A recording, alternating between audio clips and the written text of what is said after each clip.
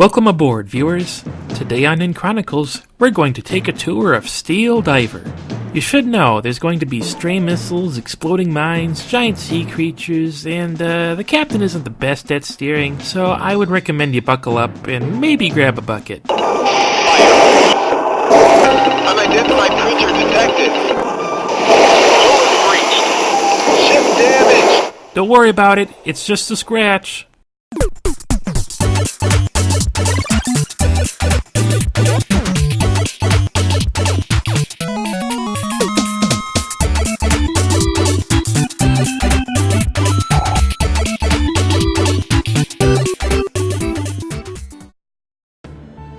Steel Diver is a submarine-based simulation game where you pilot a group of submarines attempting to keep the world at peace in the bygone year of 19-whenever. Created by a small team at Nintendo's EAD division along with Vitei, Steel Diver was one of the first games to kick off the 3DS's library. Steel Diver was first shown off way back at E3 2004 when it was a tech demo used to demonstrate what the newly announced Nintendo DS was capable of. It went through several stages of development where it bounced around between whether it would be sold in stores or if it would be a DSiWare download.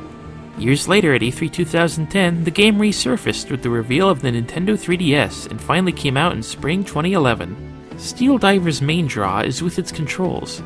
The slider on the right controls your depth and the slider on the bottom controls your speed. These buttons here fire the torpedoes. And this wheel in the middle here is called a pitch wheel. It angles the sub so that the torpedoes you fire can hit those pesky surface boats. Now the masker button is useful for getting the heat off any homing torpedoes. Time it right and they'll speed right by.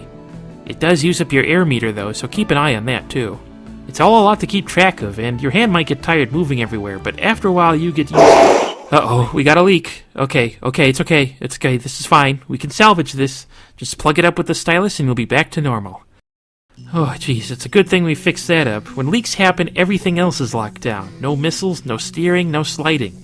It's also a good idea to surface when you get the chance. That'll give you some time to restore both your health and your air. Now, if this sub isn't suitable to your style, you have other options available.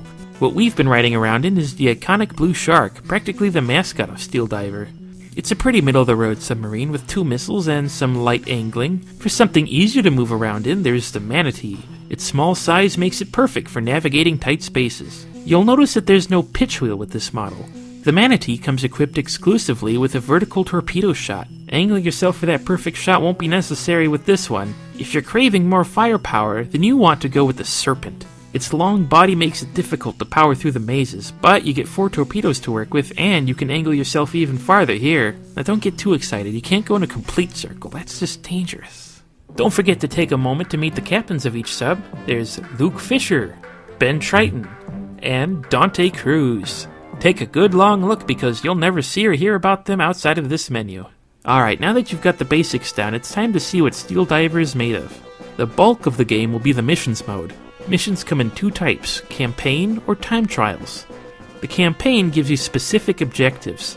There's not a whole lot to choose from, but the gist is that you'll either need to get to the end or blow something up. Along the way, you'll come across rival subs that shoot back, surface ships that drop depth charges that explode on impact, mines, and even sometimes bombs from an aircraft. Now be extra wary of these motion-sensitive mines. Here's a crucial tip. If you hit the masker button as you pass along these things, you won't get hit at all.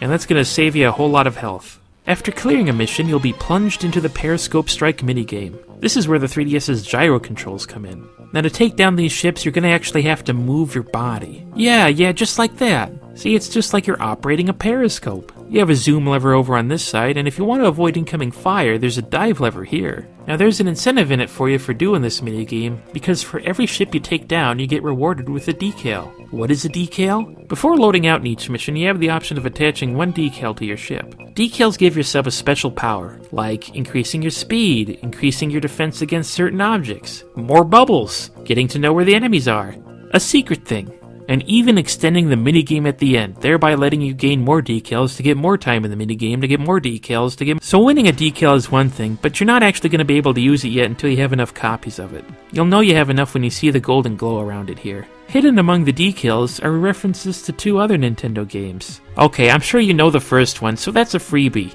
Can you tell what the other one is? If you guessed this circle with 2 holes in it, congrats! You figured it out before I did. Referred to as a scope orb, this design is actually a reference to Vitei's first game with Nintendo called Theta. I'd refer you to that episode, but at this time I haven't made it yet, so hey, coming soon, day. Anyway, good job completing the mission. But to really prove you mastered the level, you'll need to do it with all 3 subs. It's integral that you do that too, because it's the only way to unlock the last few missions. So you might want to brace yourself for some repetitiveness. And hey, if you can beat the last couple missions with every sub, then you'll be allowed to play Expert Mode. This is where the levels get packed with extra danger to throw you off course. For an extra challenge, you can also go against your own ghost. But if you really want to be a show-off, you should go against the developer ghosts. Clear the mission before the dev ghost does, and you'll get another medal for bragging rights. And it doesn't stop there. Each level has 3 ranks of staff ghosts to pass, so you'll need to beat all 3 of them to get the bronze, silver, and gold medal for each course. Then there's the time trial mode. This is a whole new set of shorter courses for you to test yourself on. Once again, it keeps track of which subs you've beaten the level with, and there's more developer ghosts to race. Unlike the main campaign, these levels don't end in the Periscope Strike minigame. But hey, don't worry, if you're really craving it, it's got its own mode. Except here you're not going to be able to farm decals, they don't give you them in this mode. Sorry about that. But to help this mode stand on its own, it lets you choose between playing normally, going up against the enemy in a storm, or going below for a fight against other subs. You might notice it's hard to see under the sea, so this is where you rely on your radar. Give it a tap and you'll have an idea of where your targets are. The last mode is Steel Commander.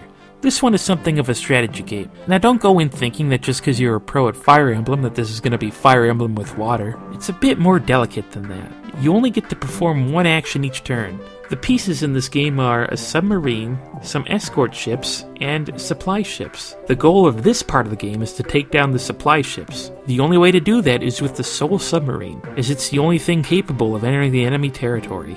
And once it does run into enemies, hey, it's the Periscope minigame again.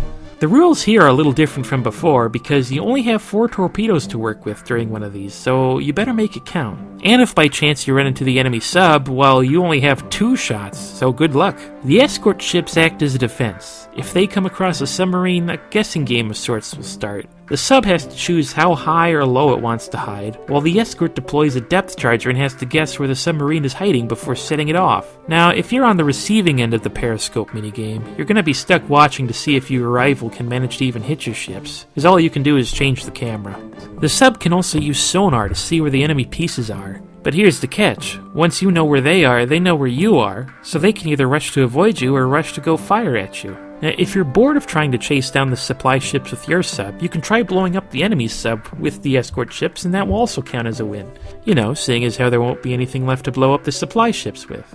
Steel Commander is also the only part of the game that's multiplayer, and hey, your friend doesn't even need a copy of the game, you can just use your one cartridge. Steel Diver might look like it's a play-in game, but that's sort of the point of its identity according to Mr. Miyamoto. You might find that there's a lot more below the surface here than you first suspected. I guess I feel like I ought to mention that Steel Diver is one of the few first-party 3DS games that is not available for download, so if you want to pick it up for yourself, you'll need to get it from a store. That's not so bad though, the game is usually pretty cheap to go by these days. And that concludes today's tour of Steel Diver.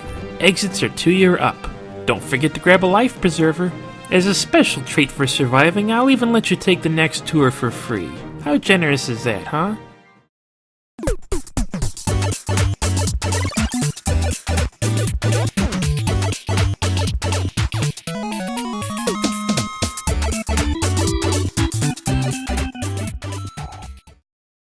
Oh hey, you stuck around. You want to see what the secret thing does?